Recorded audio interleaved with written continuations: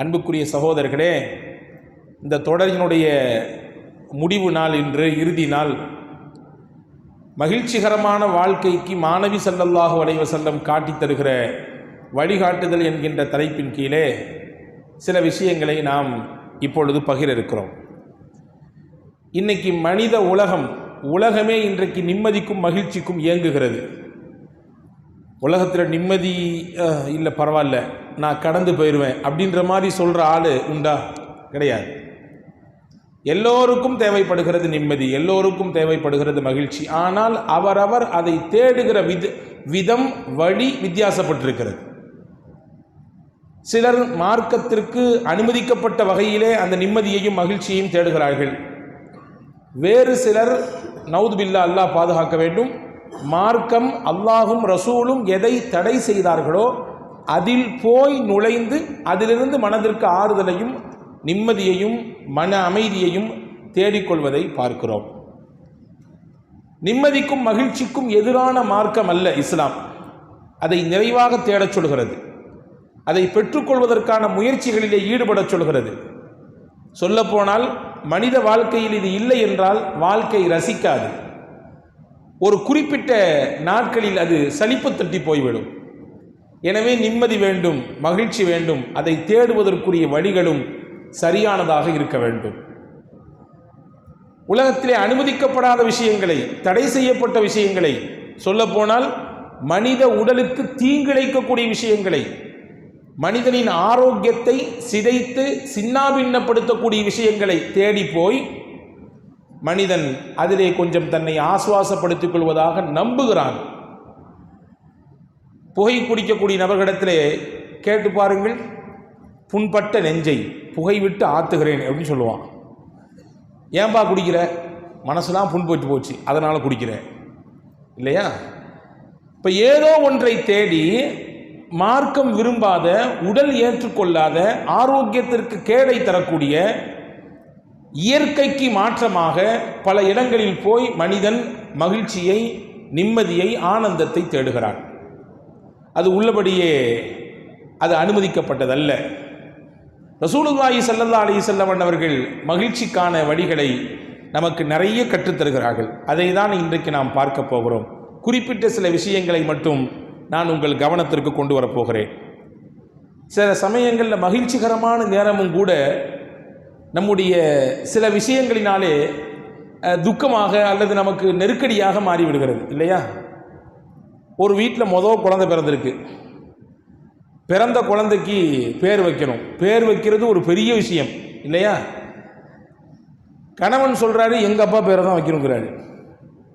அந்த அம்மா சொல்லிச்சு, எங்கள் அப்பா பேரை தான் வைக்கணும். ஏதோ ஒரு பேர் வைக்க வேண்டும் குழந்தைக்கு. ஆனால் ரெண்டு புறத்துலையும் போட்டி. வீட்டுக்காரருடைய வாப்பா பேரை வைக்கிறதா, பொஞ்சாதியுடைய அத்தா பேரை வைக்கிறதா? இந்த வார்த்தை கொஞ்சம் அப்படி தடித்து கொஞ்சம் பேச்சுவார்த்தை சண்டையாக மாறுது. பக்கத்து வீட்டில் இருந்தார் ஒருத்தர், வந்தார். என்னங்க உங்கள் வீட்டில் பிரச்சனை? இல்லை, வீட்டில் குழந்தை பிறந்திருக்கு, நல்ல விஷயம் தானே, மகிழ்ச்சியான விஷயம் தானே, இதில் என்ன பிரச்சனை? இல்லை, பிறந்தது மகிழ்ச்சி தான், இப்போ பேர் வைக்கணும், அதுதான் துன்பமாக இருக்குது. இப்போ எங்களுக்கு என்ன பிரச்சனை பேர் வைக்கிறதுல? நான் சொல்கிறேன் எங்கள் அத்தா பேர் வைக்கணும்னு, அந்த அம்மா சொல்கிறாங்க அவங்க அத்தா பேர் வைக்கணும்னு. வந்தவர் சொன்னார், உங்கள் அத்தா பேர் ரெண்டு பேரும் கேட்டார் கணவர்கிட்ட. அவர் சொன்னார் செய்யுதுன்னாரு. சரி. மனைவிட்ட கேட்டார், உங்கள் அத்தா பேர் ரெண்டு பேருமா அப்படின்னாரு. புகாரி அப்படின்னாரு.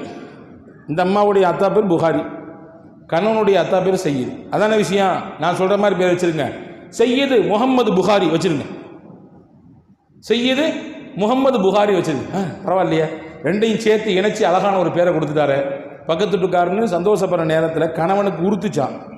செய்யுது நம்ம வாப்பா பேர், புகாரி அவங்க வாப்பா பேர், இடையில முகம்மது வந்திருக்கு. வந்தவர் சொன்னால் அது எங்கள் வாப்பா பேர், போங்க விடுங்க, அது எங்கள் வாப்பா பேர், மேற்ற விடுங்க பிரச்சனையை. அன்பு சகோதரர்களே, சில நேரங்களில் மகிழ்ச்சியான நிலையும் கூட நாம் எடுக்கக்கூடிய சில முடிவுகளினாலே பிரச்சனையாக மாறுகிறது, இல்லையா? நபிகள் பெருமானார் ஸல்லல்லாஹு அலைஹி வஸல்லம் அழகாக வழிகாட்டுகிறார்கள். முதல் விஷயம் என்ன? மகிழ்ச்சிக்கான வழிகளில் முதல் விஷயம் என்ன? அல்லாஹ் உங்களுக்கு எந்த வாழ்க்கையை தந்திருக்கிறானோ அதை போதும் என்று ஏற்றுக்கொள்ளுங்கள். போதும் என்ற மனமே பொன் செய்யும் மருந்து என்றான் தமிழிலே, இல்லையா? பெருமானா ஸல்லல்லாஹு அலைஹி வஸல்லம் பிரதான துஆக்களில் ஒன்று, அல்லாஹும்ம அக்ஃபினி பிஹலாலிக அன் ஹராமிக் வ அக்னினி பிஃபத்லிக அம்மன் சிவாக். யா அல்லாஹ், நீ தரக்கூடிய ஹலாலை கொண்டு நான் போதுமாக்கிக் கொள்ள வேண்டும். நீ தரக்கூடிய வழி எனக்கு ஹலாலா இருக்கணும். என்னுடைய முயற்சி, திறமை, ஆளுமை, ஆற்றல் எல்லாத்தையும் தாண்டி எனக்கு இன்னைக்கு இதுதான்றதை நீ தான் எழுதுற. எனக்கு இன்னைக்கான வருமானம், இந்த மாதத்திற்கான வருமானம், இந்த வருடத்திற்கான வருமானம் என்பது உன்னால் முடிவு செய்யப்பட்டது. அதை ஹலாலா கொடு.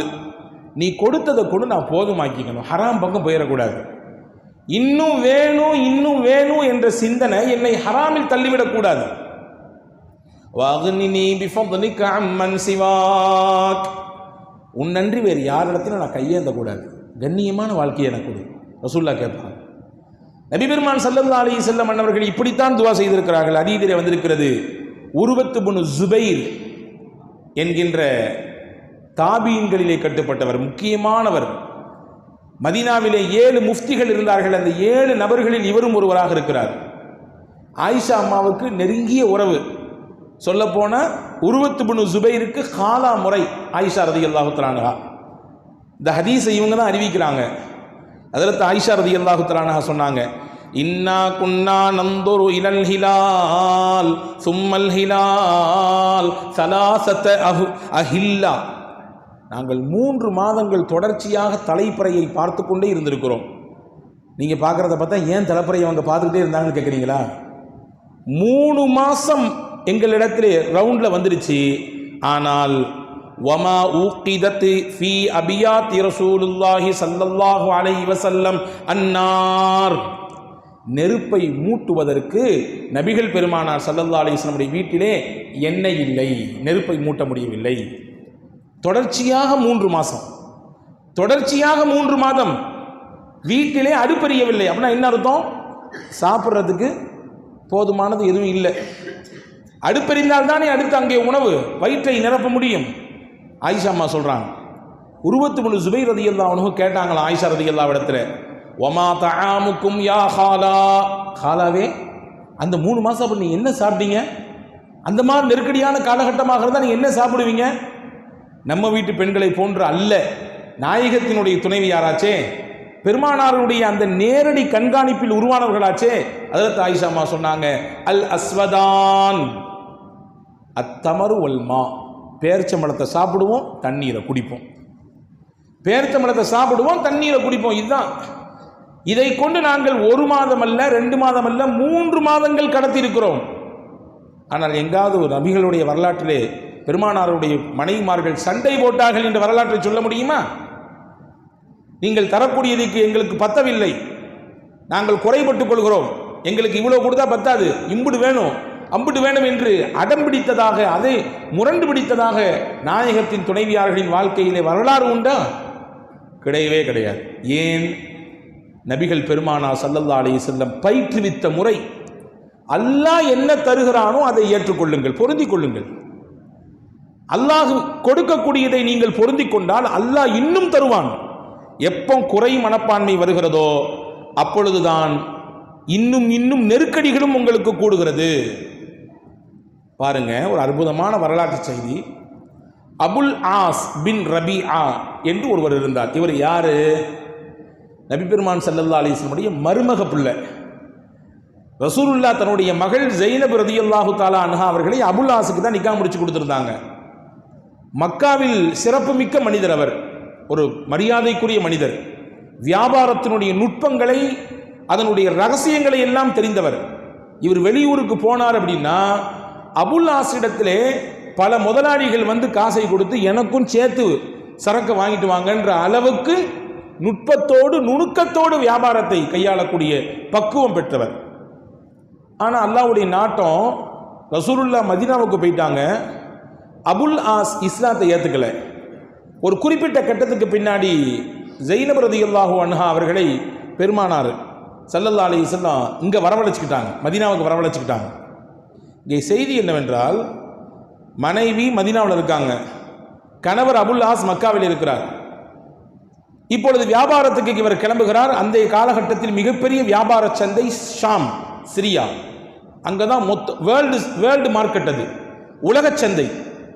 அங்கேதான் போவார்கள், கொண்டு போனதை விற்பார்கள், அங்கிருந்து பொருட்களை வாங்கிட்டு வருவாங்க. இந்த மாதிரியான ஒரு காலகட்டம். இப்போ அபுல் ஆஸ் இடத்துல மக்காவினுடைய பெரிய பெரிய தலைவர்கள்லாம் நிறைய காசு கொடுத்துருந்தாங்க. நீங்கள் போகிறதோடு எங்களுக்கும் சேர்த்து பொருளை வாங்கிட்டு வாங்க. அபுல் ஆஸ் போனார். சஹாபாக்கள் இங்கே செய்தி கிடச்சிருச்சு, அபுல் ஆஸ் தன்னுடைய காசை மட்டும் கொண்டு பொருளை வாங்கிட்டு வரல, மக்காவினுடைய முக்கியமான தலைவர்களுடைய காசெல்லாம் எடுத்து வந்திருக்காரு. பெரிய பொருளாதாரம் இப்போ அவர்கிட்டருந்து மக்காவுக்கு பாஸ் ஆக போகுது. மக்காவுக்கு இந்த காசு பணம்லாம் போனால், இந்த வியாபார சரக்குகள்லாம் போனால் அவங்க என்ன செய்வாங்க? நமக்கு ஆப்போசிட்டாக தான் பயன்படுத்துவாங்க. முஸ்லீம்களுக்கு எதிராகத்தான் பயன்படுத்துவார்கள். நபியே, எனவே அபுல் ஆசை வழியிலேயே மடக்கிவிட்டால் மொத்தத்தையும் தடுத்தரலாம், மொத்தத்தையும் என்ன செஞ்சிடலாம், அவரிடத்திலிருந்து பறித்து கொள்ளலாம் என்று சஹாபாக்கள் ஒரு ஆலோசனை சொன்னாங்க. ரசூலுல்லாஹ்க்கு அது சரின்னு பட்டுச்சு. அடுத்தவங்களுடைய பொருளை ஆசைப்பட வேண்டும் என்பதல்ல, இந்த பொருளும் இந்த சரக்கும் அங்கே போனால் இதை கொண்டு மறுபடியும் முஸ்லீம்களின் மீது தாக்குதல் கொடுப்பதற்கும் முஸ்லீம்களை துன்பப்படுத்துவதற்கும் தான் இது உதவி செய்யும். இதை ஏன் அங்கே போயிட்டு இதை தடுக்கிறது, இங்கனே கிள்ளி விட்டுக்கலாம்னு ரசூலுல்லாஹ் நினைச்சாங்க. அபுல் ஆஸை பிடிச்சிட்டாங்க, வளைச்சிட்டாங்க. எப்படியோ ராத்திரியா அபுல் ஆஸ் தெரிஞ்சுக்கிட்டாரு, தன்னுடைய மனைவி ஜெய்னப் எங்கே இருக்கிறாங்கன்னு தெரிஞ்சுக்கிட்டு அவங்கள்ட்ட பக்கத்தில் போய், இந்த மாதிரி நான் விவகாரமாக மாட்டிக்கிட்டேன், நீ தான் எனக்கு பாதுகாப்பாக கொடுக்கணும். ஏன்னா உங்கள் பாபா தான் இங்கே இருக்கிறாங்க, முகமது நபி உங்களுடைய தகப்பனார், நீங்கள் தான் எப்படியாவது பேசி கொண்டு எனக்கு அம்னை வாங்கித்தர வேண்டும், அடைக்கலம் கொடுக்க வேண்டும். மறுநாள் காலை ஃபஜர் தொழுது முடிக்கிறாங்க ரசூலுல்லாஹ் சஹாபாக்களோடு சேர்ந்து. தொழுது முடித்து சலாம் கொடுத்த உடனே பெண்கள் பகுதியிலிருந்து ஒரு சத்தம் வந்துச்சு. அந்த சத்தம் ஜைனப் ரலியல்லாஹு தஆலாவுடைய சவுண்டு.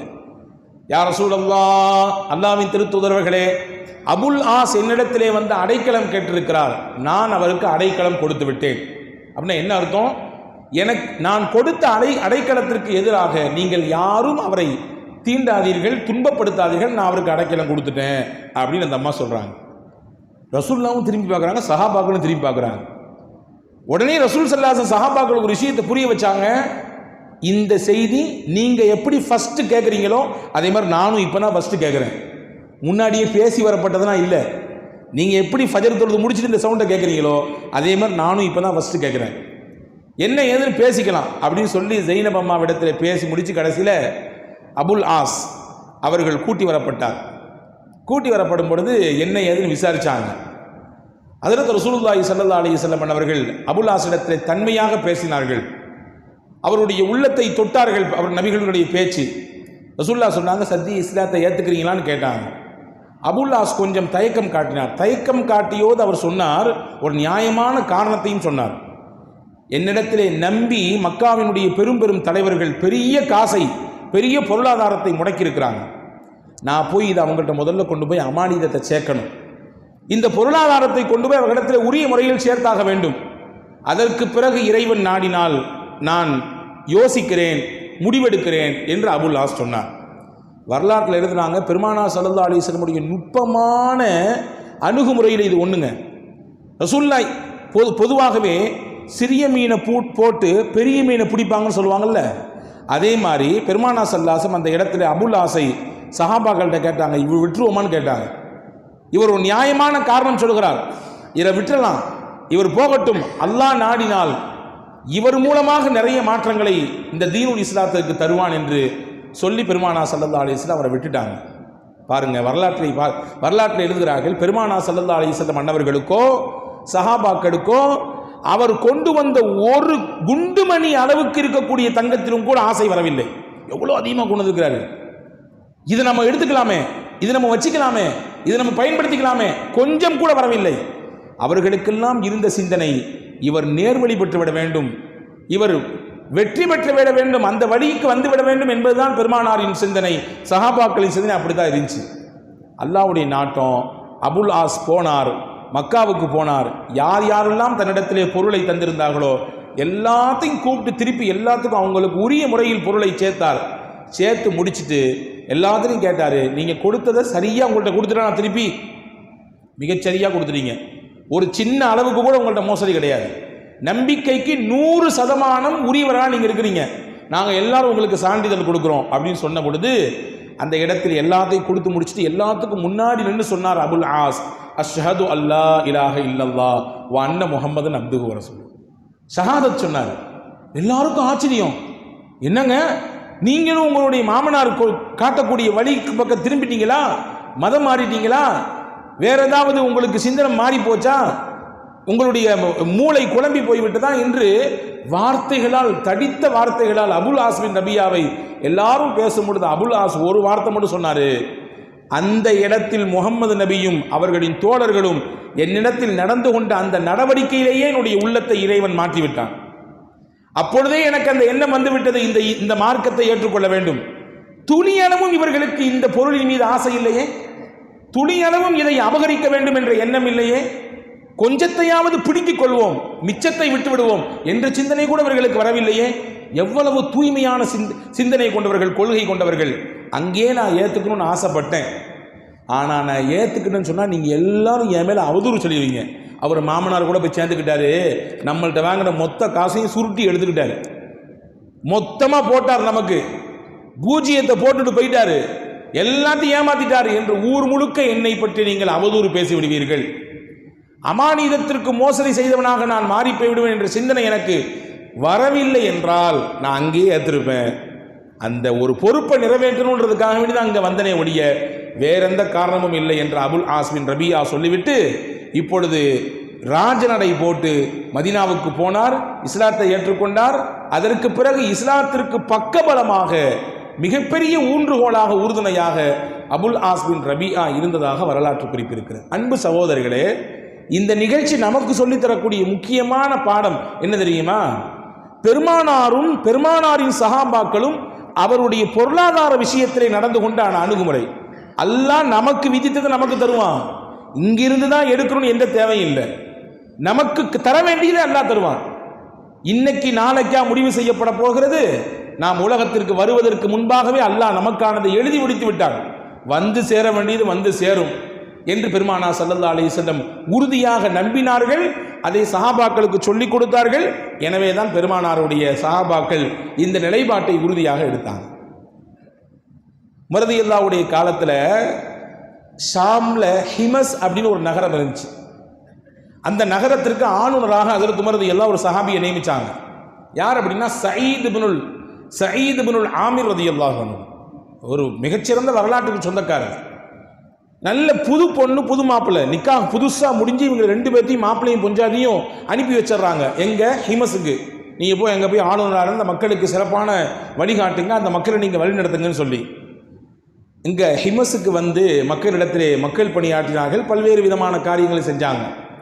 இடையில இவங்களுடைய நிலையை கேள்விப்பட்டு உமர் ரலியல்லாஹு அன்ஹு அங்கிருந்து கொஞ்சம் அவர்களுக்கு தேவையான, உலகத்துக்கு தேவையான சில காசு பணங்களை எல்லாம் கொடுத்து அனுப்புவாங்களாம்.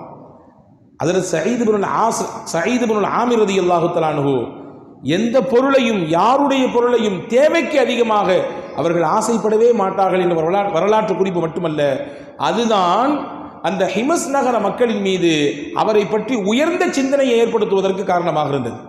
அவருடைய வரலாற்றில் நிறைய செய்திகள் இருக்கிறது, இருந்தாலும் இதை மட்டும் சொல்லுகிறேன். அன்பு சகோதரர்களே, நமக்கு அல்லாஹ் தருவதை தருவான்.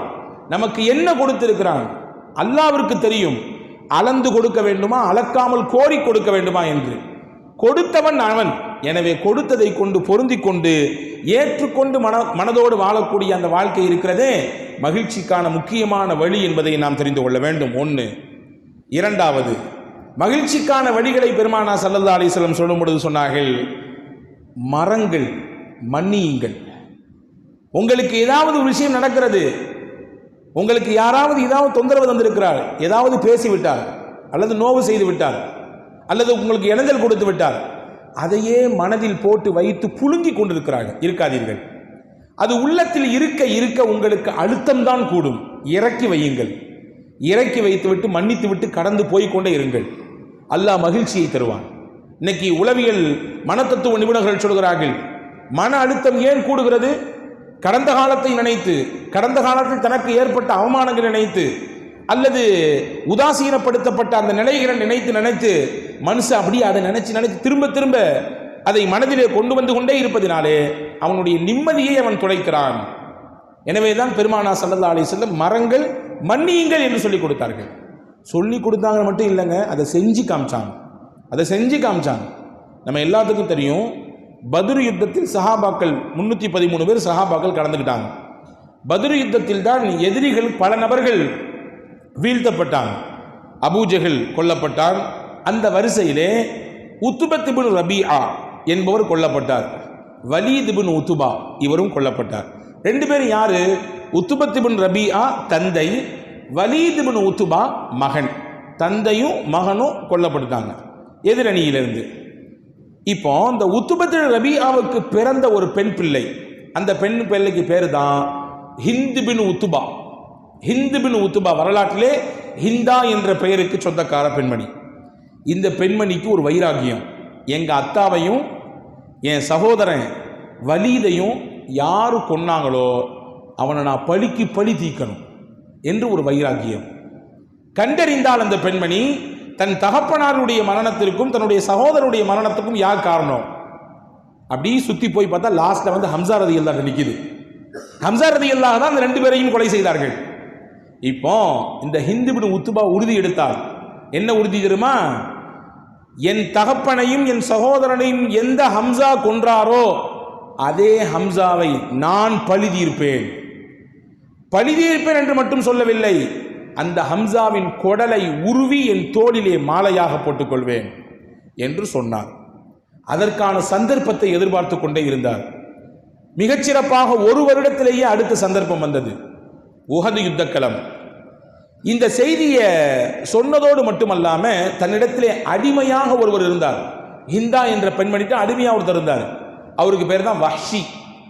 வஹ்ஷி இடத்திலே ஹிந்தா சொன்னார், இந்த மாதிரி ஹம்சாவை நான் பழி தீர்க்கணும்னு ஆசைப்படுறேன், யாராவது என்னுடைய இந்த சேலஞ்சை நிறைவேற்றி கொடுத்தாங்கன்னா நான் அவங்களுக்கு மிகப்பெரிய சன்மானத்தை கொடுப்பேன், மட்டுமில்லை அவங்களை நான் சுதந்திர நபராக மாற்றிடுவேன், அடிமை என்ற நிலையிலிருந்து மாற்றிடுவேன் அப்படின்னு. உடனே வஹ்ஷிக்கு ஆர்வம் பொங்கிடுச்சு. என்னது, அடிமையிலிருந்து வெளியே போயிடலாமா, பெரிய பரிசல் கிடைக்குமா, அதை நானே செய்கிறேன்னாரு. இந்த வேலையை நானே செய்கிறேன் என்று சொன்னார். ஹிந்தாவுக்கு ரெட்டிப்பு சந்தோஷம். வேற ஆளை தேடி வெளியே போக வேண்டியதில்லை, நம்மள்ட்ட இருக்கக்கூடிய ஆளே அந்த வேலையை செய்கிறேன்னு சொல்லிட்டாரு. சரி, உரிமையிட்டலாம், பரிசலையும் கொடுத்துடலாம் என்று வஹ்ஷியை உசுப்பேத்தி உஹது களத்துக்கு அனுப்பி வைத்தான். உஹது களத்திலே பெருமானார் ஸல்லல்லாஹு அலைஹி வஸல்லம் அன்னவர்களுடைய தகப்பனாரோடு பிறந்த ஹம்ஸத் இப்னு அப்துல் முத்தலிப் ரலியல்லாஹு தஆலா அவர்கள் ஷஹீதாக்கப்பட்டார்கள். அவரை கொன்றது யார்? வஹ்ஷி தான் கொன்றார். வஹ்ஷி கொன்று என்ன செய்தார்? அவருடைய வயிற்றை கிழித்தார். அல்லாஹு அக்பர். ஹம்ஸா ரலியல்லாஹுடைய வீர வரலாற்றை படிக்க வேண்டும் என்றால் கண்ணிலிருந்து கண்ணீரை சொரிந்தவாறே தான் படிக்க வேண்டும். இந்த மார்க்கத்திற்கு ஹம்ஸா ரலியல்லாஹு செய்த மகத்தான சேவை வரலாற்றில் எழுதுறாங்க. மக்கமா நகரிலே இஸ்லாம் பகிரங்கமாக வெளிப்படுவதற்கு ரெண்டு பேர் காரணம். ஒன்று உமர் ரலியல்லாஹு அன்ஹு, ரெண்டாவது ஹம்ஸா ரலியல்லாஹு. ரசூலுல்லாவை அடித்தார்கள், மக்காவின் ஆரம்ப கட்டத்தில் சித்திரவதை செய்தார்கள். குடல், அதாவது ஒட்டகத்தினுடைய நஜீசான குடலை தூக்கி பெருமானாருடைய முதுகிலே தூக்கி போட்டார்கள். ஒரு கட்டத்திலே இந்த செய்தியெல்லாம் பொறுத்து கொள்ள முடியாமல் ஹம்ஸா ரலியல்லாஹு அன்ஹு அப்ப இஸ்லாத்தை ஏத்துக்கல, வெளியில அம்பையும் வாளையும் தூக்கிட்டு வேட்டைக்கு போயிருந்தாங்க. செய்தி சொன்னாங்க, உங்களுடைய சச்சா மகன் முகமது அவர்கள் எந்த மாதிரி துன்பெல்லாம் படுறாங்க, போய் பாருங்க, அவங்கள கேட்கறதுக்கு நாதி இல்லையா என்று ஒரு பெண்மணி வந்து சொன்னாங்க. நேரம் வந்தார் ஹம்ஸா. வந்த அபூஜஹலிடத்திலே தான் வைத்திருந்த அந்த வில்லை திருப்பிட்டு விட்டாரு அடி தலையில. கேட்க ஆள் இல்லைன்னு நடந்துறியா நீயே? இப்ப சொல்றேன் கேட்டுக்கோ, இந்த முகம்மது அவர்கள் எந்த மார்க்கத்தில் இருக்கிறாரோ அதே மார்க்கத்தை நானும் ஏற்றுக்கொண்டேன். எந்த சத்திய இஸ்லாத்தில் இருக்கிறார் என்பதற்காக வேண்டி அவரை நீங்க துன்புறுத்துறீங்களோ, அடிக்கிறீங்களோ, வேதனைப்படுத்துறீங்களோ, இனிமேல் நான் அந்த மார்க்கத்தை பின்பற்றக்கூடியவன், அவருக்கு பக்கபலமாக நான் இருக்க போறேன்.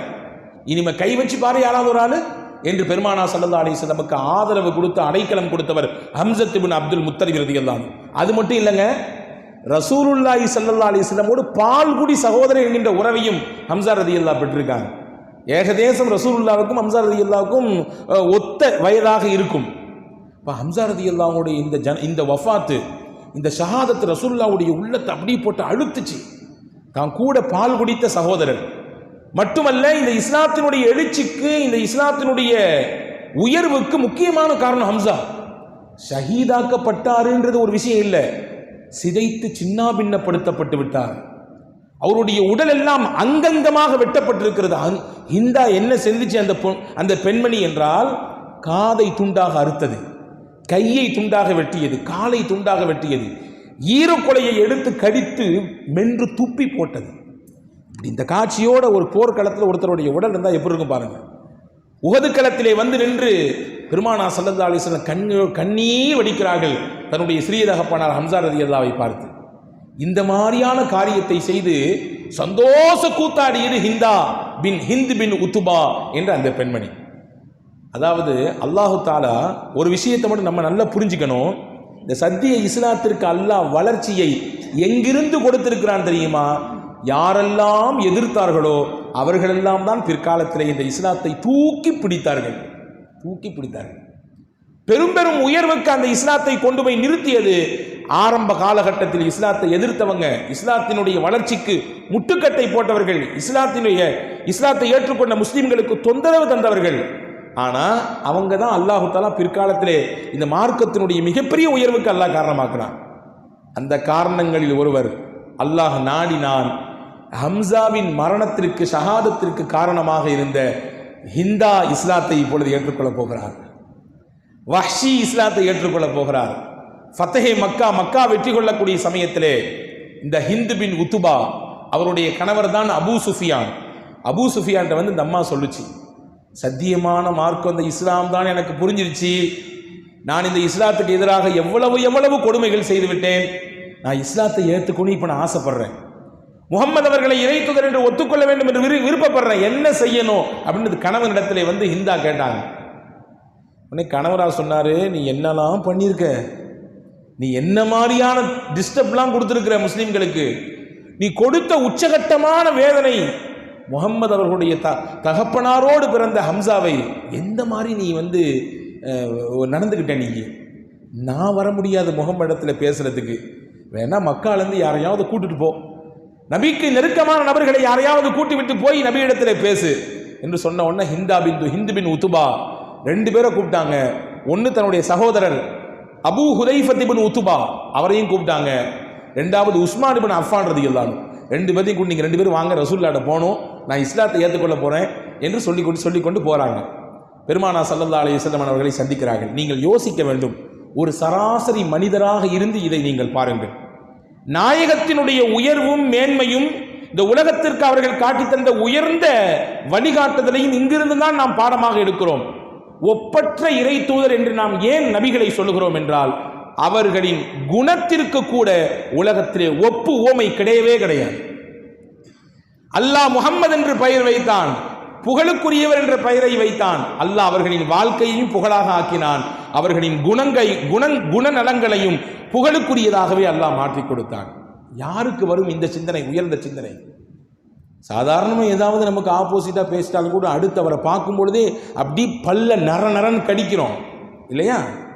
அடுத்து சந்தர்ப்பம் கிடைச்சா எப்படி காலை பிடிச்சி இழுத்து உள்ளலாம் வேகமா என்று யோசிக்க வைக்கிறது சராசரி மனிதனின் இயற்கை சிந்தனை. இங்கே பாருங்கள், ஹிந்து பின் உத்துபா அந்த மரணத்தினால் மிகப்பெரிய வேதனையும் வருத்தத்தையும் பெற்ற பெருமானா ஸல்லல்லாஹு அலைஹி வஸல்லம் சந்திக்க போகிறது. எந்த நிலையிலே? மனம் திருந்தி இஸ்லாத்தை ஏற்றுக்கிறேன். ஸல்லல்லாஹு அலைஹி வஸல்லம் புன்முறுவலோடு அந்த பெண்மணியை அழைத்து ஷஹாதா கலிமா சொல்லிக் கொடுத்து ஃபபாயஅஹுன்ன ரசூலுல்லாஹி ஸல்லல்லாஹு அலைஹி வஸல்லம், பெருமானா ஸல்லல்லாஹு அலைஹி வஸல்லம் அந்த பெண்மணி இடத்திலே பைஅத் செய்தார்கள் என்று ஹதீஸ் இருக்கிறது. மன்னிச்சிட்டாங்க, எல்லாத்தையும் மன்னிச்சிட்டாங்க.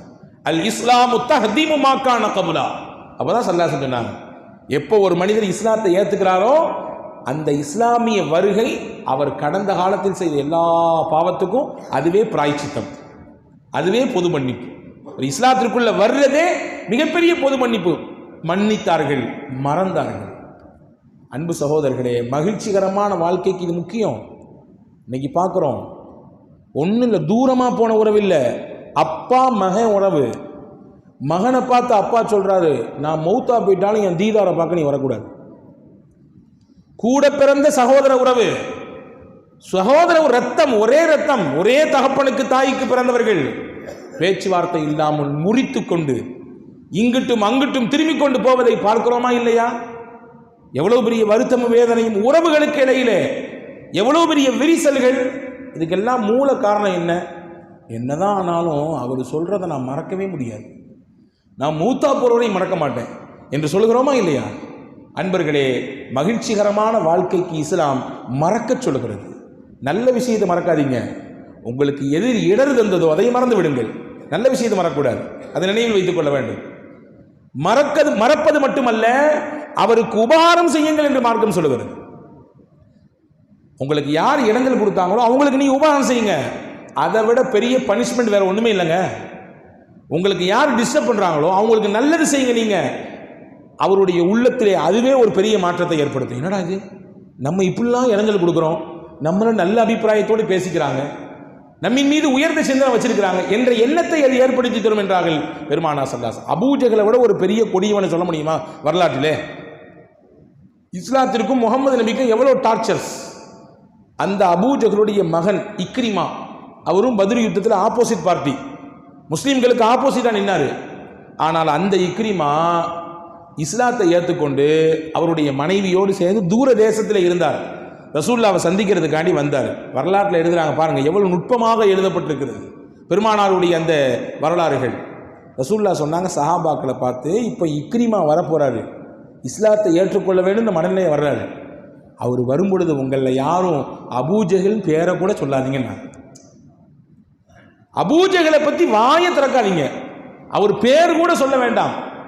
அப்படி சொல்லும் நேரத்திலே அவருக்கு மனதால் ஒரு இடைஞ்சல் ஏற்படும். நம்ம அப்பா கூட சேர்ந்து இந்த முஸ்லீம்களுக்கு என்னெல்லாம் பண்ணியிருக்கோம், என்ன மாதிரியான கொடுமைலாம் கொடுத்துருக்கோம் என்ற சிந்தனை அவருக்கு ஏற்படும். எனவே அதை சொல்லாதீர்கள் சொல்லிட்டு ஒரு செய்தி சொன்னாங்க, அதான் முக்கியமானது. மௌத்தா போன ஒருத்தரை வச்சு நம்ம ஏதாவது பேசினோம்னா அந்த இறந்து போனவருக்கு எந்த பாதிப்பும் தராது, இருக்கிறவங்களுக்கு தான் பாதிப்பு தரும். உங்க அத்தாவை பத்தி எனக்கு தெரியாதா? 20 வருஷத்துக்கு முன்னாடி ஊர்ல என்ன தெரியுமா பண்ணாரு? உங்க அத்தாவை பத்தி எனக்கு தெரியாதா? அவர் அங்க இருக்கும் பொழுது என்ன பண்ணாரு தெரியுமா? அவர் மௌத்தா போன பின்னாடி அதை அவருடைய மகனிடத்திலே சொல்லி என்ன பலன்? இறந்து போனவருக்கு அதெல்லாம் இதான் பாதிப்பு ஏற்பட போகிறதா? இல்லை, அதை கொண்டு ஹயாத்தோடு இருக்கக்கூடியவர்களுக்கு தான் நீங்கள் நோவு தருகிறீர்கள். எனவே அபூஜஹல் போயிட்டான், முடிஞ்சிச்சு. இப்ப அவருடைய மகன் மனம் திரிந்து வர்றாரு. நாம் ஏற்றுக்கொள்ள வேண்டும், அரவணைக்க வேண்டுமே தவிர அவருடைய ஆள் மனதை நோண்டக்கூடாது, சுரண்டி பார்க்கக்கூடாது, வேதனைப்படுத்தக்கூடாது என்றார்கள் பெருமானார் ஸல்லல்லாஹு அலைஹி வஸல்லம். இப்போ மறப்போம், மன்னிப்போம். மன நிம்மதியான மகிழ்ச்சிகரமான வாழ்க்கைக்குரிய இரண்டாவது வழி. மூன்றாவது வழி என்ன? மார்க்கம் சொல்லுகிறது, மகிழ்ச்சிகரமான வாழ்க்கையை நீங்கள் எதிர்பார்க்கிறீர்களா? உங்களுடைய தலை விதி என்னவோ அதை ஏற்றுக்கொள்ளுங்கள். கலா கதரை நம்புங்கள், அதை ஏற்றுக்கொள்ளுங்கள். வாழ்க்கையில் நாம் எப்படி குட்டி கண்ணம் அடித்தாலும் கூட நமக்கானது என்று எது கிடைக்குமோ அதுதான் கிடைக்கும். அல்லாஹும்ம லா மானிஅ லிமா அதைத் வலா முஅதிய லிமா மனஅத். ஹஜ்ரத் ரசூலுல்லாஹ் செஞ்ச துஆ, யா அல்லாஹ், யா அல்லாஹ், லா மானிஅ லிமா அதைத். நீ கொடுக்கிறதை யாரும் தடுக்க முடியாது உலகத்துல. நீ கொடுக்கணும்னு முடிவு பண்ணிட்டா எப்படியும் தருவ. கொடுக்கிற தெய்வம் கூரையை பிச்சுக்கிட்டு சொல்லுவாங்க இல்லையா? கூரையெல்லாம் அல்லாஹ் பிக்க மாட்டான், எப்படியோ தருவான். எனவே நீ கொடுக்க முடிவு செய்து விட்டால் அதை தடுப்பதற்கு யாரும் இல்லை. வலா முஅதிய லிமா மனஅத். நீ தடுக்கணும்னு முடிவு பண்ணிட்டா யாராலையும் அதை கொடுக்க முடியாது. நீ ஒரு விஷயத்தை தடுக்கணும்னு முடிவு பண்ணிட்ட அப்படின்னா யாராலையும் கொடுக்க முடியாது. ஆனால் மனித மனம் பொதுவாகவே இல்லாததை நினைத்தே ஏங்கும், இருப்பதை கொண்டு எப்பொழுதுமே திருப்திப்படாது. மனித மனம் பொதுவாக கண்ணாடிக்கு முன்னாடி போயினா நம்ம என்ன செய்வோம்? அல்லாஹ்வுக்கே கரெக்ஷன் சொல்லுவோம். கொஞ்சம் தாடி பெருசாக இருந்தால் நல்லா இருக்கும்ல, கொஞ்சம் குண்டாகி போயிட்டேன், கொஞ்சம் ஒல்லியாக இருந்தால் நல்லாயிருக்கும், கொஞ்சம் குள்ளமாயிட்டேன், இன்னும் கொஞ்சம் ஹைட்டாக இருந்தால் இன்னும் நல்லா இருக்கும் இல்லையா? இருப்பது ஏராளம், இல்லாதது குறைவு. ஆனால் மனித மனதின் இயற்கை அந்த குறைவான இல்லாததை பற்றியே சுற்றி சுற்றி வரும். முல்லா நஸ்ருத்தீன் மிகப்பெரிய விகட கவி அவர். ஒரு நாள் சந்தைக்கு வந்தாராம், எல்லாத்தையும் சத்தம் கொடுத்தாரு, மக்களே எல்லாரும் என்னை கவனிங்க, நாளை காலையில் யாரெல்லாம் 9 மணிக்கு இந்த குறிப்பிட்ட இடத்துல வர்றீங்களோ, ஒரே நாளில் கோடீஸ்வரன் ஆகிறது என்ன வழி அதை நான் உங்களுக்கு சொல்லித்தர போகிறேன்.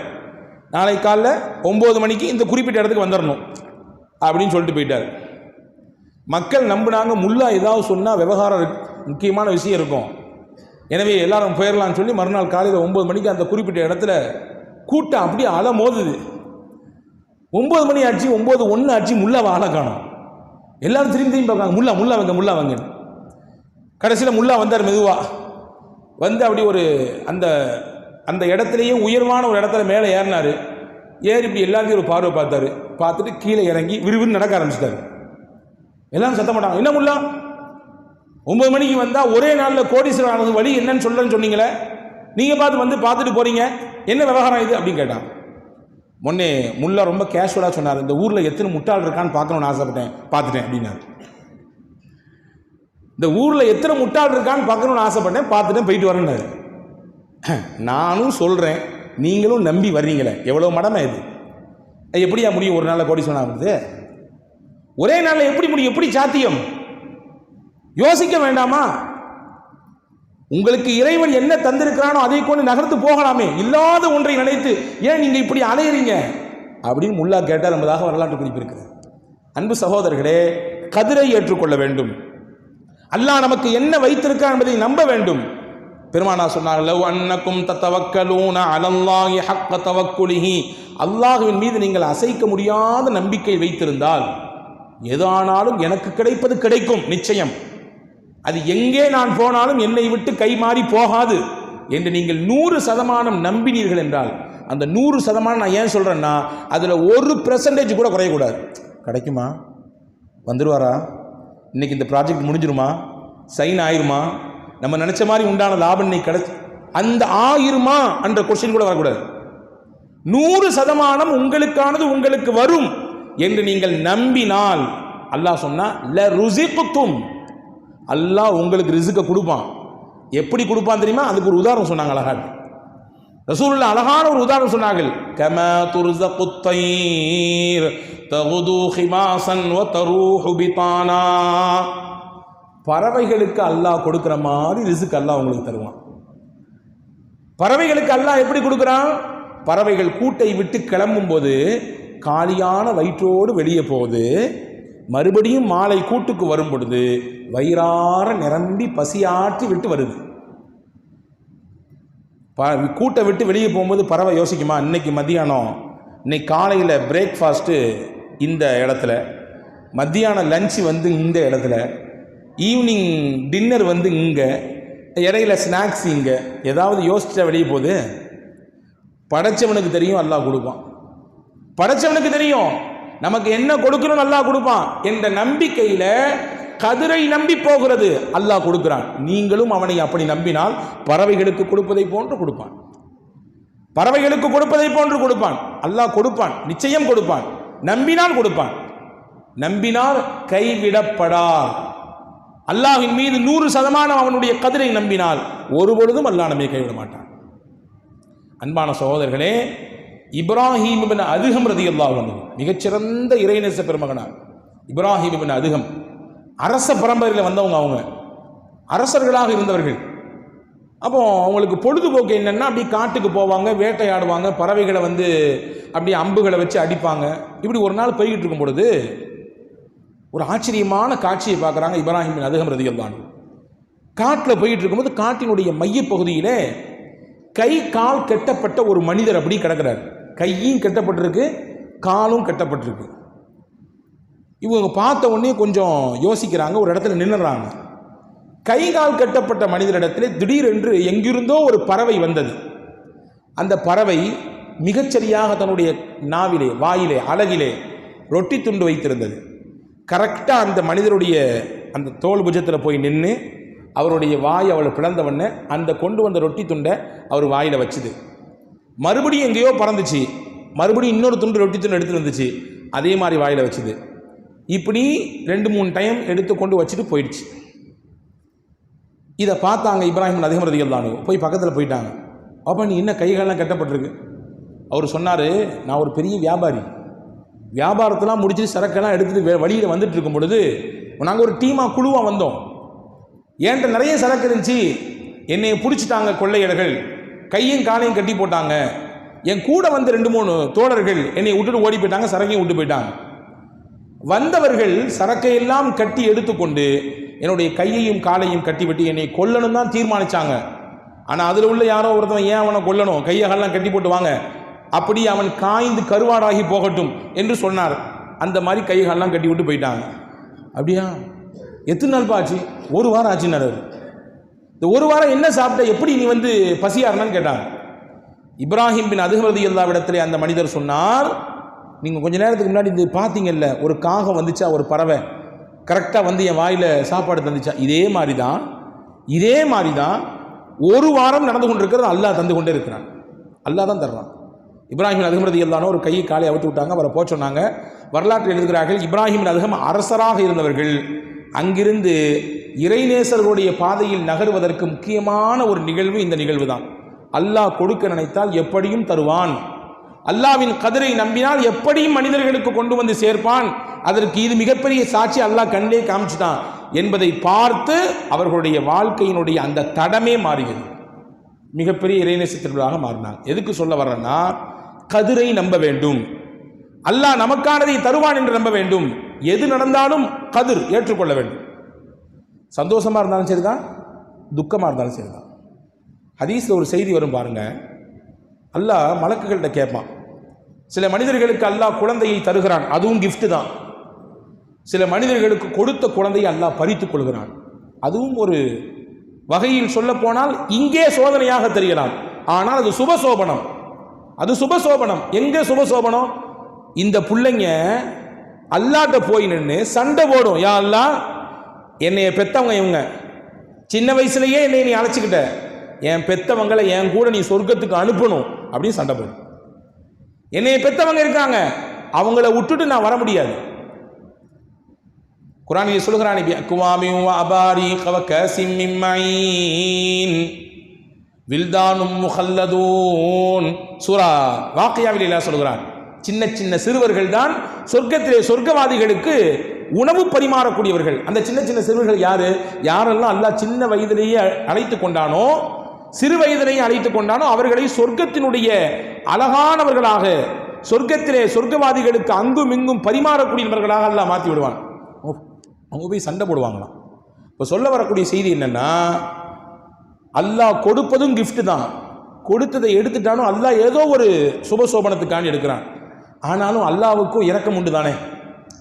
அடியார்கள் மீது அல்லாஹ்வின் இரக்கம் எந்த அளவுக்கு என்றால், நம்ப வேண்டும் பெருமக்களே, ஒரு தாய் தன் பிள்ளையின் மீது வைக்கக்கூடிய இரக்கத்தை விட 70 மடங்கு அதிகமாக வைத்திருக்கிறான். 70 மடங்கு அதிகமாக இருப்பதினால்தான் அல்லாஹ் கேட்பானா, இந்த குறிப்பிட்ட இந்த அடியார் அவனுக்கு நான் கொடுத்தேன், அவனுடைய ஈரக்குலையாக அவனுடைய அன்பான குழந்தையை நான் கொடுத்தேன், கொடுத்த நானே அவன்கிட்ட அந்த பிள்ளைகளை வாங்கிக்கிட்டேன். வாங்கின சமயத்தில் என்னுடைய அடியா என்ன சொன்னா அல்லாஹ் கேட்பான். என்ன சொன்னா?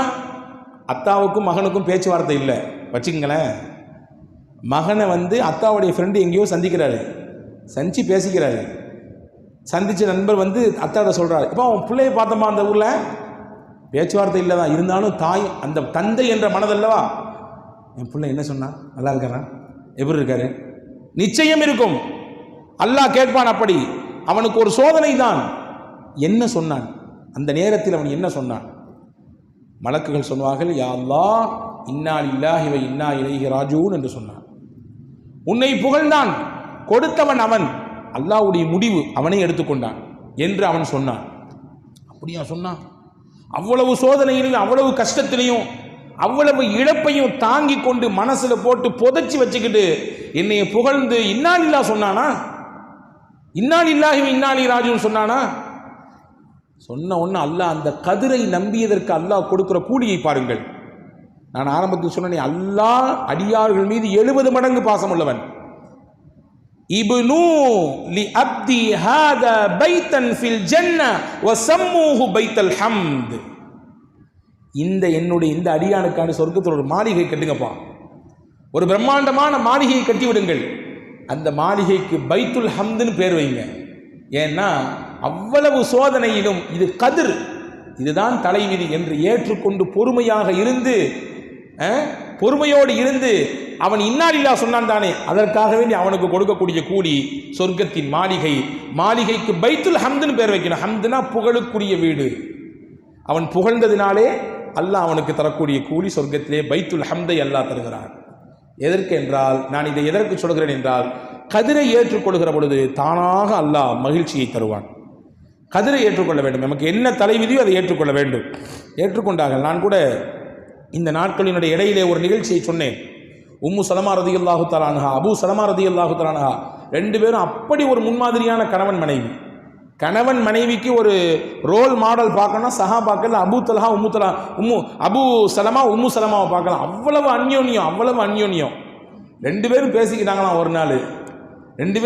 பேசிக்கிட்டாங்களாம். அந்த அம்மா சொல்லிச்சான், உங்களுக்கு முன்னாடி நான் மௌத்தாயிட்டேன்னு சொன்னால் நீங்கள் பொருந்திக்கணும், நீங்கள் அடுத்து நிக்காஹ் செஞ்சுக்கணும் அப்படின்னு சொன்னாங்களாம். அவரு சொன்னாராம்மா, நான் உனக்கு முன்னாடி மௌத்தாயிட்டேன்னா நீ அப்படி பிள்ளைகளெல்லாம் பார்த்துட்டு பேசாமல் இருந்துடக்கூடாது, அடுத்து ஒரு நிக்காஹ் செஞ்சுக்கணும். இப்படி பேசிக்கிட்டாங்க. இருந்தாலும் ஏற்றுக்க முடியல. அந்த மரணம் என்பது உண்மைதான். ஆனாலும் கூட அந்த பிரிவினுடைய வார்த்தையை கூட அவர்கள் கையை வைத்து தடுத்து விடுவார்கள். அந்த அளவுக்கான நெருக்கம்.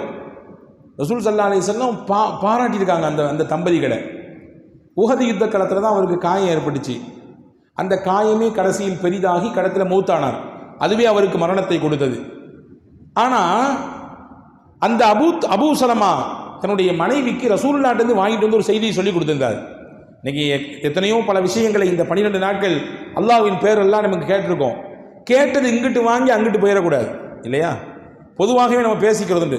உஸ்தாத் எப்படி பயான் பேசுகிறான்? அற்புதமான பயான், நல்லா பேசுகிறான். எங்கேயாவது போய் பயானை கேட்டு வரோம், சிறப்பான பயான். யாராவது கேட்டாங்கன்னு வச்சுக்கலாம், என்னங்க சொன்னாங்க, ஏதாவது 2 விஷயம் சொல்லுங்கள். அதையே நீங்கள் கேட்குறீங்க, நல்லா இருக்கா இல்லையா, அதை மட்டும் கேளுங்க. நல்லா இருக்கு. அங்கே என்ன சொன்னாங்க அதெல்லாம் கேட்கக்கூடாது. அது அங்கே வாங்கணும், அங்கே விட்டோம் அப்படின்ற மாதிரி நிலைப்பாட்டோடு நாம் இருக்க மாட்டோம். நிச்சயமாக மஸ்ஜித் இந்தியாவை பொறுத்து அப்படி கிடையாது. ஏனென்றால் பாரம்பரியமாக இங்கே பல்லாண்டுகள் நடக்கிறது. அதை நீங்கள் உள்வாங்கி கொண்டிருக்கிறீர்கள். அன்பு சகோதரர்களே, கேட்ட விஷயத்தை போய் மனைவிமார்கள்ட்ட பகிரணும், நல்ல விஷயத்தை பகிரணும். இன்னைக்கு உஸ்தாத் அந்த விஷயம் சொல்லி கொடுத்தாங்க, இந்த புது செய்தி கிடைச்சது, இந்த துவா கிடைத்தது, இந்த ஒரு மிகச்சிறப்பான வழி கிடைச்சது, நீனும் கேட்டுக்க இந்த விஷயத்தை என்று சொல்லிக் கொடுக்க வேண்டும். அபூ சலமா ரதியல்லாஹு தஆலா அன்ஹு உம்மு சலமாட்ட சொல்லி கொடுத்தாங்க. ரசூலுல்லாஹ்ட்ட இன்னைக்கு போனேன், ஒரு செய்தி சொன்னாங்க ரசூலுல்லாஹ். என்னமா சொன்னாங்க? அந்த அம்மா கேட்டாங்க. என்ன சொன்னாங்க? ஹஸரத் அபூ சலமா சொன்னாங்க, அல்லாஹு தஆலா எந்த மனிதனுக்கு ஒரு சோதனை தருகிறானோ அந்த சோதனை அவன் பொறுமையோடு ஏற்றுக்கொண்டு இன்னா லில்லாஹி வ இன்னா இலைஹி ராஜிஊன், இழப்பு சோதனை எது ஆனாலும் சரிதான், பொருளாதாரத்தில் இழப்பு, வியாபாரத்தில் கொஞ்சம் அடி நஷ்டம், ஏதோ ஒன்று, எது நடந்தாலும் சரிதான், அல்லது உயிரிழப்பு, அல்லது நம்ம நினைச்சது நமக்கு கிடைக்கல, சேரலை, எதானாலும் சரிதான், இன்னா லில்லாஹ் சொல்லிட்டு அல்லாஹும்ம அஜிர்னி ஃபீ முஸீபதி வக்லிஃப்னி கைரம் மின்ஹா. இது முக்கியமான துவா, ரசூலுல்லாஹ் கற்றுக் கொடுத்த ஒரு துவா.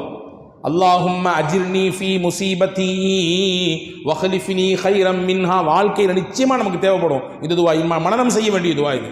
ரசூலுல்லாஹ் சொல்லி கொடுக்குறாங்க, யா அல்லாஹ் எனக்கு ஏற்பட்ட இந்த இழப்புக்கு நீனே பகரத்தை கொடு. ஏன்னா பகரம் அல்லாஹ் தான் தர முடியும்.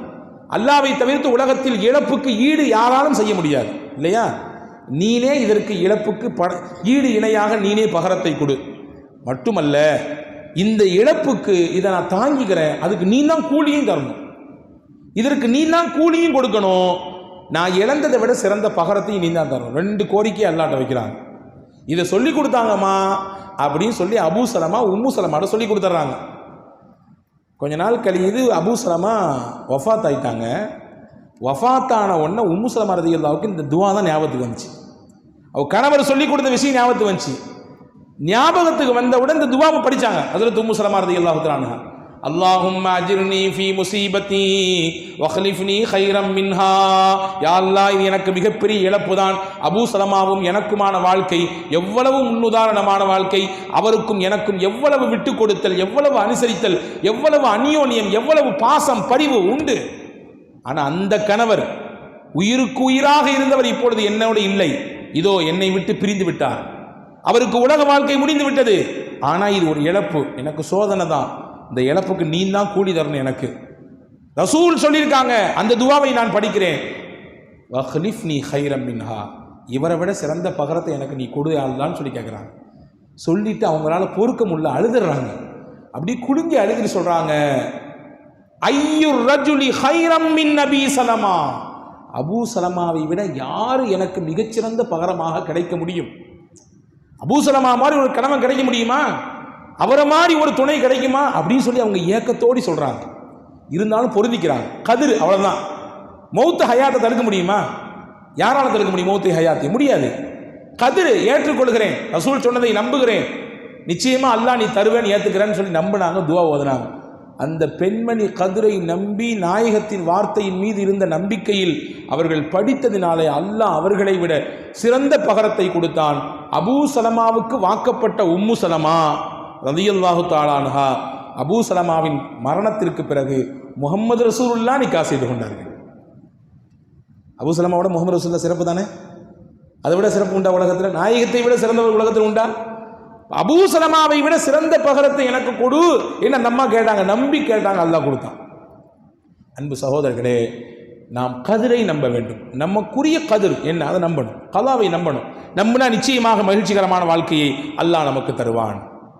நாலாவதாக, எப்பொழுதுமே நேர்மறையான சிந்தனையோடு ஒருவரிடத்திலே பேச வேண்டும், பழக வேண்டும். எதிர்மறையான சிந்தனை நம்ம யோசிக்கக்கூடாது. அது நம்முடைய மகிழ்ச்சியை குலைச்சிடும், நிம்மதியை குலைச்சிடும். காடியில் போய்கிட்டு இருக்கிறோம், குறிப்பிட்ட நேரத்தில் போய் எத்திடுவோம், இன்ஷா அல்லாஹ் அல்லாஹ்வுடைய நாட்டத்தில் எத்திடுவோம் அப்படின்ற எண்ணத்தில் போகணும். போகிற வழியிலேயே யாராவது பிடிச்சிக்கிட்டாங்கன்னா, எங்கனையாவது ஏதாவது விபத்து நடந்துருச்சுன்னா, அல்லது வேறு ஏதாவது தடங்கள் ஏற்பட்டு அப்படின்னு சிந்திக்கக்கூடாது. எடுக்கும் பொழுதே நாம் எடுத்து வைக்கிறது பொழுதே நேர்மறையான சிந்தனை, எதிர்மறையான நினைப்பு வரக்கூடாது. வந்துருச்சுன்னா நிம்மதி குறைஞ்சு போயிடும். பாருங்க, ஒரு வரலாற்று செய்தி. அவுஃப் இப்னு மாலிக் அல் அஸ்ஜஇ ரலியல்லாஹு அன்ஹு சஹாபி. இந்த சஹாபி ரசூலுல்லாஹ்ட்ட ஓடி வர்றாங்க. யா ரசூலுல்லாஹ், விவகாரம் ஒரு பெரிய முக்கியமான செய்தி நபியே, எனக்கு ஏற்பட்ட ஒரு சிரமம், என் மகனை காணோம். போர்க்களத்துக்கு போன எல்லாரும் திரும்பி வந்துட்டாங்க, என் மகன் வீட்டுக்கு வரல, என்ன பண்ணுறது? வழியை தேடி நான் என் மனைவியோடு நான் மசோதா செஞ்சேன், உங்கள்கிட்ட போயிட்டு வர சொன்னாங்க, நீங்கள் என்ன இதுக்கு வழி என்ன செய்யறதுன்னு கேட்குறாங்க. ரசூல் ஸல்லல்லாஹு அலைஹி வஸல்லம், உங்களுடைய மகனாரை காணமா, சரி வீட்டுக்கு போங்க, நீங்களும் உங்களுடைய துணைவியாரும் சேர்ந்து உட்கார்ந்து லா ஹவுல வலா குவத இல்லா பில்லாஹில் அலியுல் அதீம் இந்த திக்ரை படிச்சுக்கிட்டே இருங்க, அல்லாஹ் கொண்டு வந்து கொடுத்துருவான். ரொம்ப சிம்பிளான வழி. உன் மகனை காணோம், இல்லை இழந்துட்டீங்க, போன பிள்ளைகள்லாம் திரும்பி வந்துருச்சிங்க, நீங்கள் உங்கள் பிள்ளை வரலன்னு ரொம்ப ஏக்கத்தில் இருக்கீங்க, அப்படி தானே? ஆமாம். வீட்டில் போய் நான் சொன்ன மாதிரி செய்யுங்க, அல்லாஹ் கொடுப்பான் கொண்டு வந்து. அல்லாஹ் கொண்டு வந்து உங்கள் பிள்ளையை சேர்த்துருவான். ரசூலுல்லாஹ் சொன்னாங்கன்னா 100 இல்லை 200% சஹாபாக்கள் நம்புவாங்க. நேராக போனாங்க, மனைவிட்ட போய் சொன்னாங்க. ரசூலுல்லாஹ்ட்ட போனீங்களா? போனேன். என்ன சொன்னாங்க? லா ஹவ்ல வலா குவத்த இல்லா பில்லா ஓத சொன்னாங்க. நம்ம வீட்டு பெண்களாக இருந்தால் அதை அப்புறம் ஓதிக்கலாம், முதல்ல போலீஸை வாங்க, முதல்ல போய் கம்ப்ளைண்ட் பண்ணுவோம். வேற ஏதாவது வழி தேடுவோமா, அங்கே சொல்லுவோமா, இங்கே சொல்லுவோமா, தெரிஞ்ச நம்பர் அங்கே இருக்கிறாங்களா, ஃபோனை போடுங்க, வாட்ஸ்அப் பண்ணுங்க, வீடியோ கால் போடுங்க, பேசுங்க. நடக்குமா இருக்காதா? ரசூலுல்லாஹ் சொன்னாங்க லா ஹவ்ல வலா குவத்த இல்லா பில்லா. அந்த அம்மா எதிர்மறையாக யோசிக்கவே இல்லை, நேர்மறையாக யோசிச்சுது. ஆமாம் ரசூல் சொன்னாங்கன்னா நடக்கும், நடக்கும், ஓதுவோம் வாங்க. வரலாற்றில் எழுதுறாங்க, ஓதுனாங்க. அதிகாலை ஃபஜருக்கு நெருக்கமான சமயத்தில் வேக வேகமாக கதவு தட்டப்படுது. அவுஃப் இப்னு மாலிக் அல் அஸ்ஜஇ ரலியல்லாஹு கதவை போய் திறக்கிறாங்க. மகன் நிற்காரு முன்னாடி. பறிகொடுத்த தொலைந்து போன மகன் முன்னால் நிற்கிறார், அவர் மட்டும் நிற்கல, பின்னாடி ஒரு பெரிய ஆட்டு மந்தையே நிற்குது. இது கதை இல்லைங்க, வரலாற்று செய்தி, ஹதீஸ்லே பதிவான செய்தி. தகப்பனார் கேட்குறா, என்னப்பா ஆடு, எங்கப்பா நீ போன, நீ என்னப்பா எல்லாரும் வந்துட்டாங்க, நீ மாட்டிக்கிட்ட? ஆமாம், எதிரிகள் என்னை லாக் பண்ணிட்டாங்க, என்னை கைது பண்ணிட்டாங்க, எப்படியாவது தப்பிக்கணும்னு சந்தர்ப்பத்தை எதிர்பார்த்துட்டே இருந்தேன். ராத்திரி நல்ல மது குடிச்சிட்டு மயங்கி கிடந்தாங்க. நான் என்னுடைய கட்டுகளை எல்லாம் அவுத்துட்டு அப்படி வந்துட்டேன். எங்கே இருந்த ரொம்ப தூரத்துலலாம் போயிருந்தீங்க போருக்கு, எப்படி ஒன் டே ஒரு நைட்டில் இப்படி இவ்வளோ தூரத்தில் வந்தீங்க? மகன் சொன்னார், உண்மைதான், நான் கிளம்பும் பொழுது காலானதும் நடந்தேன், ஆனால் நான் உணர்ந்தேன் என்னை யாரோ அப்படி தூக்கிட்டு பறக்கிற மாதிரி இருந்துச்சு. நான் மட்டும் வரல, எனக்கு பின்னாடி இந்த ஆட்டு மந்தைகளும் அப்படி சேர்ந்து வந்துக்கிட்டே இருக்குதுங்க. இது ஏன் வருது, எதுக்கு வருது, ஒன்றுமே புரியலை. சரி வருது, வந்துட்டேன்.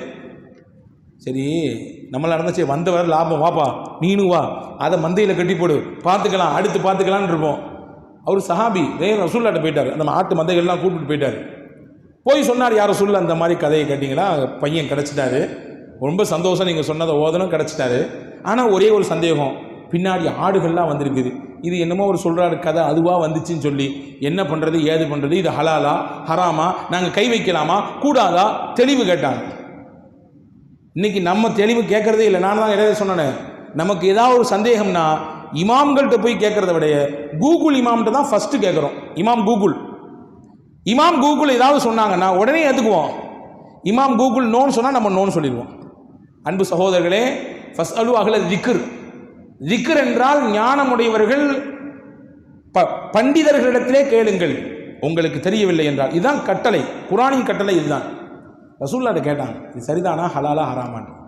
ரசூலுல்லாஹ் சொன்னாங்க, நீங்கள் நம்பிக்கையோட லா ஹவ்ல வலா குவத்த ஓதுனீங்கல்ல, அல்லாஹ் உங்களுக்கு அதையும் கொடுத்துருக்கான், உங்கள் பிள்ளையும் கொடுத்துட்டான், உங்களுக்கான ரிஸ்கையும் கொண்டு கொடுத்துட்டான்னாங்க. அல்லாஹ் கொடுத்தது வமை யத்தகில்லாஹ யஜ்அல் லஹு மக்ரஜா வ யர்ஸுகுஹு மின் ஹைஸு லா யஹ்தஸிப். அல்லாஹ்வை யார் பயந்து உலகத்தில் வாழுகிறார்களோ அவர்களுக்கு அல்லாஹ் ரிஸ்கை கொடுப்பான். எப்படி கொடுப்பான்? அறியாத புறத்திலிருந்து கொடுப்பான். நினைக்கவே மாட்டார், அங்கேருந்து வரும் அவருக்கு. அல்லாஹ் கொடுத்துருக்கான், உங்களுக்கு வச்சுக்கங்க சாப்பிடுங்க, நாங்கள் சொல்லலாம்.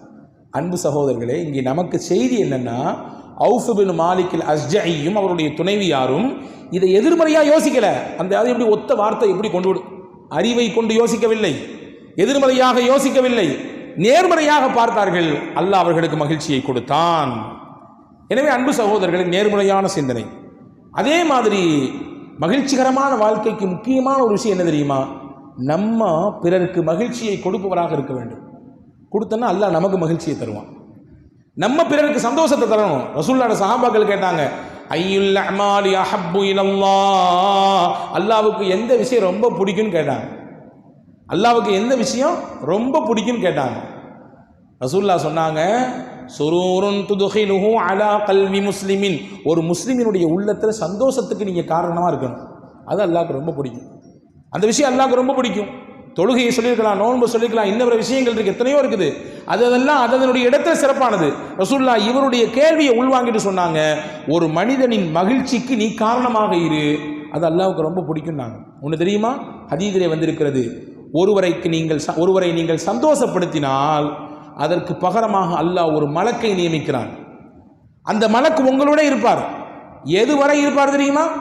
மரணப்பட்டவுடன் போய்விட மாட்டார், உங்கள் மன்னரைக்கும் வந்து துணையாக இருப்பார். அந்த மனிதன் கேட்பான், இறந்து போன மனிதன், நீங்கள் யார், ஏன் கூட இங்கே மன்னரில் இருக்கிறீங்க?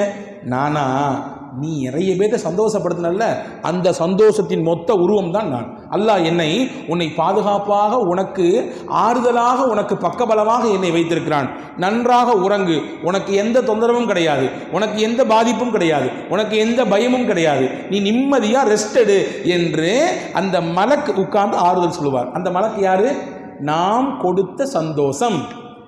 நாம் யோசிக்க வேண்டும், பிறருக்கு நாம் சந்தோஷத்தை கொடுக்கிறோமா, சங்கடத்தை தருகிறோமா, மகிழ்ச்சியை தருகிறோமா, நிம்மதியை குலைக்கிறோமா, நல்லதை பேசுகிறோமா, இல்லாததை தேவையில்லாததை எடுத்து வம்புக்கு இழுக்கிறோமா? பெருமானார் ஸல்லல்லாஹு அலைஹி வஸல்லம் சொன்னார்கள், ஒரு மனிதனுக்கு போதுமானது பிஹஸ்பி இம்ராஇல் மர்இ, ஒரு மனிதன் மூமின் என்பதற்கு போதுமானது எது தெரியுமா? தர்க்குஹு மாலா யானிஹி, எது அவனுக்கு தேவையில்லையோ அதை கையே வைக்கக்கூடாது. எதுக்கு அவருக்கு சம்பந்தமே இல்லையோ, சம்பந்தமே இல்லாத விஷயத்தில் பேசக்கூடாது, அங்கே தொடக்கூடாது. அந்த விஷயத்தை எடுத்து நாலு பேருக்கு மத்தியில் வைத்து விவாதிக்க கூடாது. அப்படி ஒருவர் இருந்தாலே போதும், அவர் உண்மை மூமின் என்பதற்கு அடையாளம் என்றார்கள் பெருமானார் ஸல்லல்லாஹு அலைஹி வஸல்லம். எனவே அன்பர்களே, சந்தோஷத்திற்கு நாம் காரணமாக இருக்க வேண்டும், சங்கடத்திற்கு காரணமாக இருக்கக்கூடாது. அப்படி நாம் பிறருடைய உள்ளத்திலே மகிழ்ச்சிக்கு காரணமாக நாம் இருந்தால் அல்லாஹ் நம்மை மகிழ்ச்சியாக வாழச் செய்வான். ஒரே ஒரு செய்தியை சொல்லி முடிக்கிறேன். ரசூலுல்லாஹ் எல்லாத்தையும் சந்தோஷப்படுத்துனாங்க. சிறுவர்களை சந்தோஷப்படுத்தினாங்க, பெரியவர்களை சந்தோஷப்படுத்தினாங்க, பெண்களை சந்தோஷப்படுத்தினாங்க, வாலிபர்களை சந்தோஷப்படுத்தினாங்க, குடும்பத்தார்களை சந்தோஷப்படுத்தினாங்க, தோழர்களை சந்தோஷப்படுத்தினாங்க, ஏன் எதிரிகளையும் சந்தோஷப்படுத்தினார்கள் எம்பெருமானார் ஸல்லல்லாஹு அலைஹி வஸல்லம். உம்மு ஹாலித் அப்படின்னு ஒரு பெண்மணி, ஒரு சின்ன குழந்தை, அபிசீனியாவிலேருந்து ஹிஜ்ரத் போயிட்டு வந்தவங்க. அவங்க ஹிஜ்ரத் போயிட்டு முடிச்சு நேரம் மதீனாவுக்கு வந்துட்டாங்க. அவருடைய வாப்பா அம்மா எல்லாரும் அபிசீனியாவிலேருந்து நேரடியாக இங்கே மதீனாவுக்கு வந்தாங்க. மக்காலேருந்து அபிசீனியாவுக்கு போயிட்டு அபிசீனியாவிலேருந்து மதீனாவுக்கு வந்தாங்க. இப்போ இந்த புள்ள இருக்க அபிசீனியாவில் பிறந்த புள்ள, அபிசீனியாவில் பேசப்படக்கூடிய ஹபஷா மொழி, அந்த மொழி, அந்த லாங்குவேஜ் அந்த பிள்ளைக்கு தெரியும். ரசூலுல்லாஹ் வந்திருக்காங்க, உட்கார்ந்துருக்காங்க. அவங்களுக்கு அன்பளிப்பாக ஒரு ட்ரெஸ் கொடுக்கப்பட்டிருக்கு. அந்த ட்ரெஸ்ஸில் சிகப்பு கலர் ட்ரெஸ்ஸில், அதாவது வெள்ளை கலர் ட்ரெஸ்ஸில் சிகப்பு கலர் கோடு போடப்பட்டிருக்கு. ரசூலுல்லாஹ் அந்த ட்ரெஸ்ஸை எடுத்தாங்க. எடுத்து உம்மு ஹாலித் எங்கேன்னு கேட்டாங்க. அந்த சின்ன குழந்தை அது அந்த விளையாண்டுட்டு இருக்குது, அதை கூட்டு வாங்கன்னாங்க ரசூலுல்லாஹ்.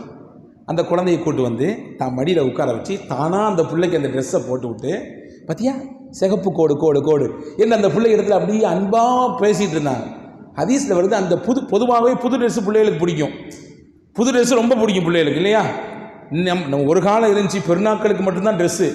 இன்றைக்கி நம்ம வீடுகளில் நம்ம சொந்தத்தில் இல்லை, நம்ம அக்கம் பக்கத்தில் யாருக்கா கல்யாணம்னாலும் நம்ம வீட்டில் பிள்ளை வந்து ஒரு ட்ரெஸ் எடுத்தாங்கன்றான். ஏன்டா பக்கத்து வீட்டில் மாமா கல்யாணம் அப்படிங்கிறான். என்னடா இது பக்கத்து வீட்டு மாமாவுக்கு நம்ம ஆமாம் போடணும், புது ட்ரெஸ் வேணும், ஏதாவது காரணம் இல்லையா? பெண்கள் பிள்ளைகளுக்கு ரொம்ப பிடிக்கும்.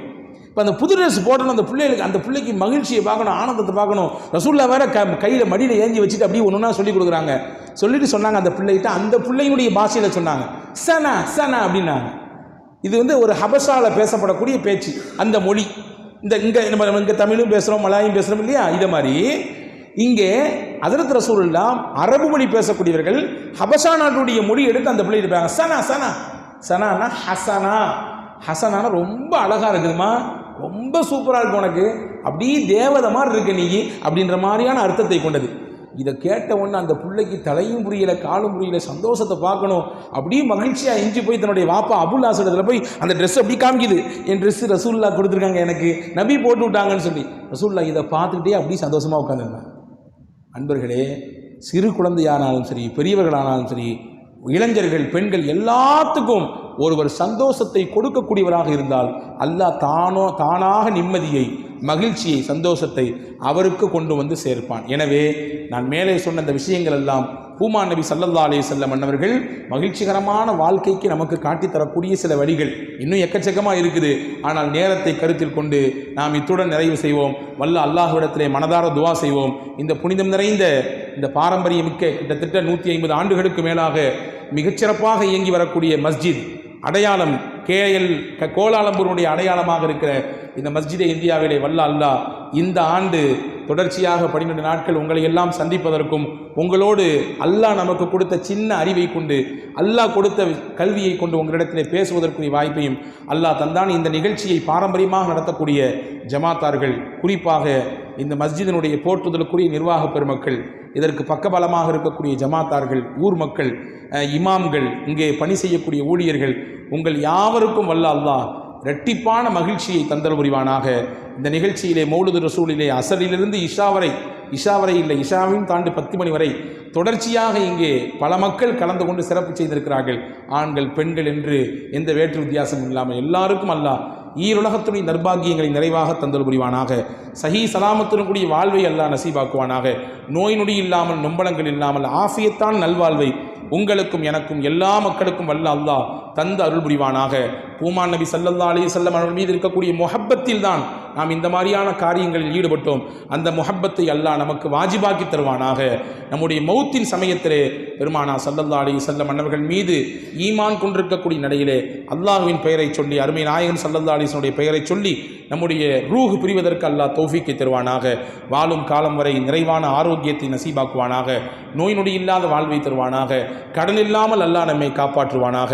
நம் வீட்டிலே அனைவர்களுக்கும் நிம்மதியை தருவானாக. யா அல்லாஹ் ரப்பே ரஹ்மானே, எங்களுடைய எல்லா பாவங்களையும் மன்னிப்பாயாக. நோய் நொடி இல்லாத எல்லா விதமான ஆஃபியத்தையும் எங்களுக்கு நசீபாக்கி தருவாயாக. கிருபையானனே, இந்த மஜ்லிஸிற்கு யார் யாரெல்லாம் காரணகர்த்தாவாக இருக்கிறார்களோ, இருந்தார்களோ, உன்னிடத்திலே வந்து சேர்ந்து விட்டார்களோ, இந்த மஹல்லாவிலே வசித்தவர்கள், ஜமாத்தார்கள், ஊர் மக்கள் அனைவர்களுடைய மன்னரையும் விசாலமாக்குவாயாக. அவர்களுடைய கபரை வெளிச்சமாக்கி தருவாயாக. சொர்க்கத்திற்கு தகுதிமிக்கவர்களாக அவர்களையும் எங்களையும் ஆக்குவாயாக. எங்களை கொண்டு நன்மைகளை யாழ்லா நீ பறக்குவாயாக. தீமைகளின் தடுப்பான்களாக நாங்கள் ஆகுவதற்கு தௌஃபீக்கை தருவாயாக. கிருபையானே ரஹ்மானே, எங்கள் குடும்பங்களிலே மகிழ்ச்சியை தருவாயாக, ஆனந்தத்தை தருவாயாக, நிம்மதியை தருவாயாக. குழப்பங்களை விட்டு பாதுகாப்பாயாக. மன சச்சரவுகளை விட்டு பாதுகாப்பாயாக. கணவன் மனைவிக்கு இடையிலே சிறந்த புரிதலை தருவாயாக. ஒற்றுமையை தருவாயாக. கண் குளிர்ச்சியை தருவாயாக. பிள்ளைகளின் மூலமாக எங்களுக்கு நிம்மதியை தருவாயாக.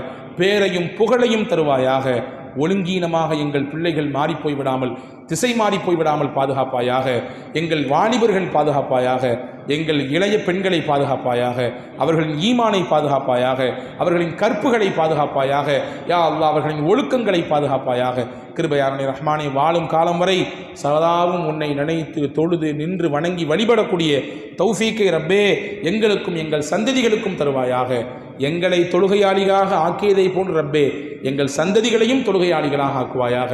எங்கள் குடும்பத்தையும் தொழுகையாளிகளாக ஆக்குவாயாக. குடும்பத்திலே அமைதியை தருவாயாக. சச்சரவுகளை விட்டு பாதுகாப்பாயாக. எங்கள் தொழிலில், வியாபாரத்தில், எங்களுடைய வர்த்தகத்தில், எங்களுடைய வருமானங்களில் நிறைந்த அருளையும் பரக்கத்தையும் வாரிக்கோரி தருவாயாக. இந்த கையை உன்னன்றி வேறு யாரிடத்திலும் ஏந்தாமல் பாதுகாப்பாயாக. எங்கள் கரங்கள் கொடுக்கும் கரங்களாக இருப்பதற்கு தௌஃபீக்கை தருவாயாக. எங்கள் சொந்த தேவைக்கு யாரிடத்திலும் கையேந்தாமல் எங்களை கண்ணியமாக வாழச் செய்வாயாக. ரப்பே எங்கள் அனைவர்களுக்கும் ஹஜ்ஜி உம்ரா ஜியாராவின் பாக்கியத்தை நசீபாக்கி தருவாயாக. மீண்டும் மீண்டும் குடும்பத்தோடு அந்த ஆலயத்திற்கு வந்து நாங்கள் தவாஃப் செய்ய வேண்டும், இஹ்ராம் கட்ட வேண்டும், உம்ரா செய்ய வேண்டும். அரஃபாவில், மினாவில், முஸ்தலிஃபாவிலே, ஹத்தீமிலே, முல்தசிமிலே நின்று துவா செய்ய வேண்டும். ரப்பே அந்த பாக்கியத்தை எங்களுக்கு நசீபாக்கி தருவாயாக. எங்கள் துவாவை ஏற்று அருள் புரிவாயாக. இந்த மௌலுது மஜ்லிஸை ரப்பே மௌலுது ரசூலின் இந்த 12 நாள் நிகழ்வையும் யா அல்லாஹ் நீ கபூல் செய்வாயாக. இதற்கு உதவியவர்கள், உணவு வழங்கியவர்கள், தபுரூக் தந்தவர்கள், இந்த நிகழ்ச்சி ஏற்பாடு செய்த இந்த ஜமாத்தார்கள், குறிப்பாக இந்த மஸ்ஜிதினுடைய போற்றுதலுக்குரிய நிர்வாக பெருமக்கள், இமாம்கள், ஊழியர்கள் அனைவர்களுக்கும் ரப்பே ரஹ்மானே யா அல்லாஹ் ஈருலகத்தினுடைய நற்பாகியங்களையும் கோரி வாரி தருவாயாக. கிருபையாளனே எங்களுடைய துவாவை கபூல் செய்வாயாக. எங்களை இங்கே ஒன்று கூட்டியதை போன்று மக்காவிலும் மதீனாவிலும் புனிதமான பைத்துல் முகத்தஸிலும் ஒன்று கூட்டுவாயாக. நாளை சொர்க்கத்திலும் ஃபிர்தௌஸ் என்ற சொர்க்கத்திலே எங்களை ஒன்றிணைத்து அருள் புரிவாயாக. எங்கள் உள்ளங்களை தூய்மையாக்குவாயாக. கெட்ட எண்ணங்களை நீக்கி தருவாயாக. எல்லோரின் மீதும் உயர்ந்த சிந்தனை வைப்பதற்கு தௌஃபீக் செய்வாயாக. யாரின் மீதும் தப்பான அபிப்பிராயம் கொண்டு விடாமல் எங்களை பாதுகாப்பாயாக. எங்களுடைய துவாவை ஏற்று அருள் புரிவாயாக. ரப்பனா ஆத்தினா ஃபித் துன்யா ஹஸனத்தன் வ ஃபில் ஆখিরাতি ஹஸனத்தன் வ கினா அஸாபன்னார். யா ரப்பி பில் முஸ்தஃபா பல்லிக் மகாசிதனா வஸ்மஹ் லனா மா மலா யா வாசி அல் கரமி நவ்விர் இலாஹ ஸமா கல்பல் கரீபி கமா